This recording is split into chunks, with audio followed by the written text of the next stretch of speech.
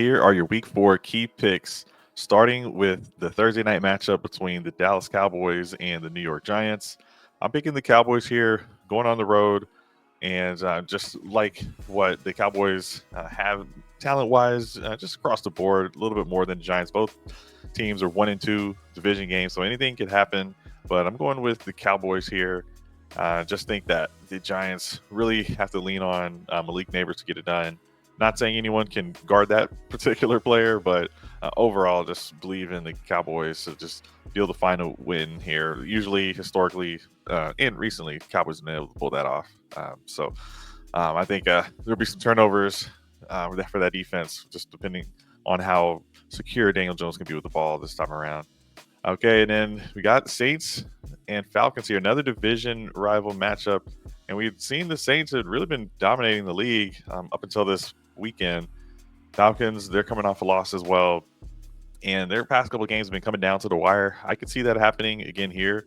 So I'm going to predict this to be a close one. I'll take the Saints on the road, but we'll take the points here since they're the underdog. So I'll go Saints plus 1.5, and just for what it's worth, the Cowboys, I'm going to take the minus 4.5. I think they'll be able to put up some points there, and then we'll go across to the Bengals. We've got Bengals going to the Panthers. Bengals play tonight in tonight's doubleheader. I think the Bengals actually will be coming off of not too much rest, but today will be T. Higgins' first game back. So let's say Higgins doesn't have a great game tonight, but I think by next week he'll feel a little bit more acclimated, and they'll be able to get their offense running on all cylinders. And they'll be playing pretty desperate as well. Both teams, both cat teams here. But I'm going to go with the Bengals. Just trust the quarterback play and the continuity that this team has overall. So I'll take them -5. And, guys, this week we've seen a lot of the point totals be a lot lower than in some of the earlier games. So not sure what that's about. But I'm going to be taking under in quite a few of these. I can even see that some of these numbers are a lot lower than the previous weeks. And then here we got Rams versus Bears. Rams were able to get a nice upset win against the 49ers this past weekend. Both teams were kind of depleted with a lot of injuries. But with the Bears, I think Caleb Williams can continue to grow. He's going to continue to grow. That's a fact. There's just so many turnovers in this previous matchup. I want to take Rams on the road to get one. It's really tough to pull that off. So I'm going to take Rams plus 2.5 here, and I'll take the Rams to get the win, actually. So I'm going to just go with the Rams all in on this one. Next, we got Vikings and Packers. Jordan Love's reportedly going to play this next weekend. Packers have won every game without him, so I'm gonna take the Packers here to win this. And but I will go ahead and do this as a close game, division game. I'll take Vikings with the 2.5 points there, but Packers is going to be my outright winner. And this could be a shootout. I'll take the over on this one. We've got Jags going to Texans, so a lot of matchups between familiar foes.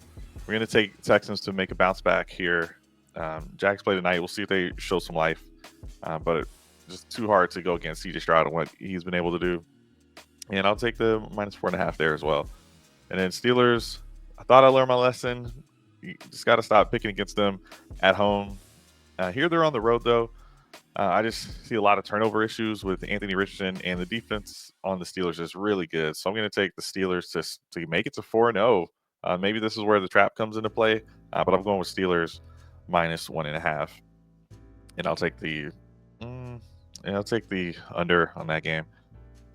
Broncos going to the Jets.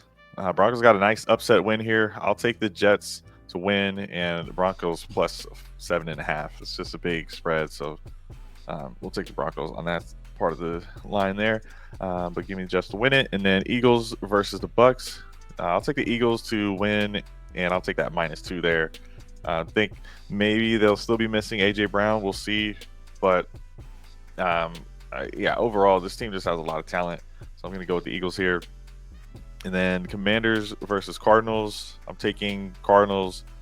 Commanders play tonight. We'll see if they can string together, some really good offense. But the defense is pretty bad, and Kyler's just such a threat. Marvin Harrison Jr. is a threat. They've got threats all over the place. I believe McBride left with some injury. We'll see if he comes back.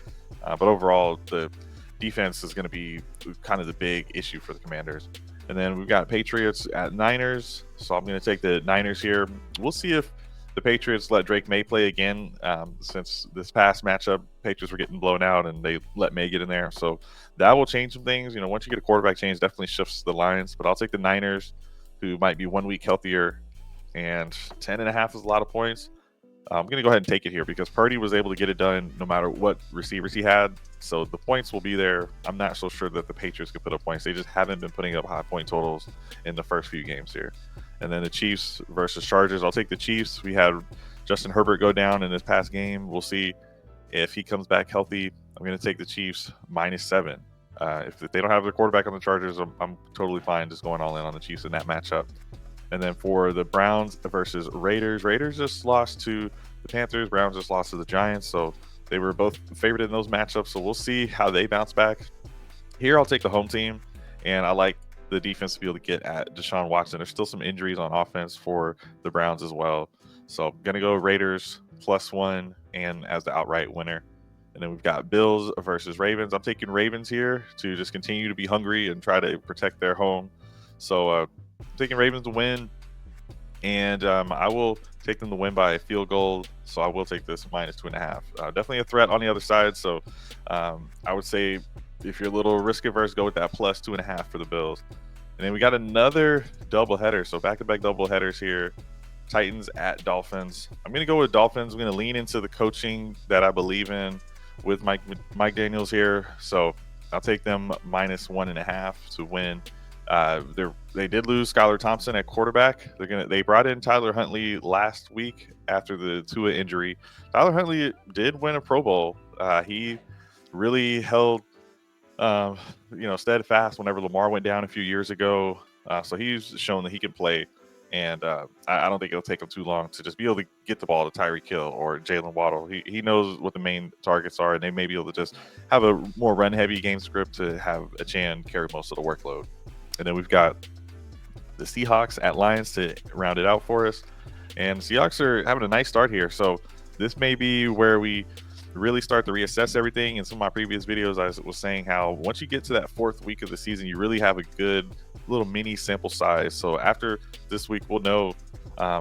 It's hard to bet against the Seahawks here, but I'm still feeling good about the Lions. They did have an emergence of Jameson Williams, who didn't do too much this past week, but they've got a good complement of weapons. Seahawks do as well. Jackson Smith and Jigba broke out a couple weeks ago. It's going to be tough. I am going to take Lions to win, but I will take Seahawks to cover +4. So that is your picks for week 4 in the NFL. Good luck, guys, and let's get it.